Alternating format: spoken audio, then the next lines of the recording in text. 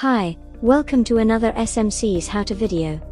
Today we are going to show you how to install a supply blocking disc between two valve bases in order to supply a different pressure to multiple valves from either end of a new SY manifold. Let's start. The first step is to identify the point of separation between the valve stations where the supply block will be installed. Next, loosen and remove the 3 manifold tension screws from the U side, the furthest side from the electrical connection. Here, we see size 5000, but for smaller size 3000 there happen to be 2 screws.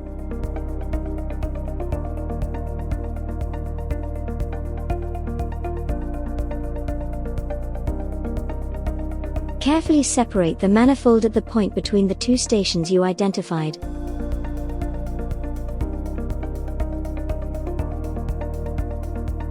The supply gallery is central to the 3, so locate the blocking disc there.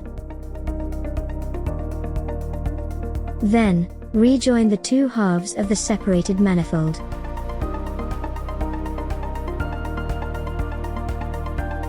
Finally, refit and tighten the 3 manifold tension screws.